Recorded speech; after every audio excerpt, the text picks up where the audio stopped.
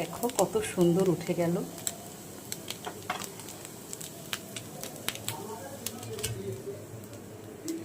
বিকালে ভাবছিলাম কি খাবো ভাবতে ভাবতে পিঠা বানানো শুরু করে দিলাম।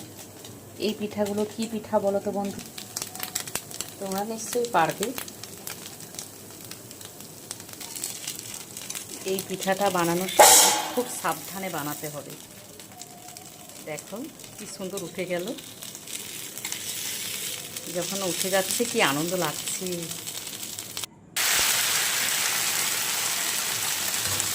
এটা কি পিঠা বানাচ্ছি বলো তো বন্ধুরা? সরু চাকলি পিঠা বানাচ্ছি। বর্ষাকাল শুরু হয়ে গেছে মানে পিঠা খেতে হবে।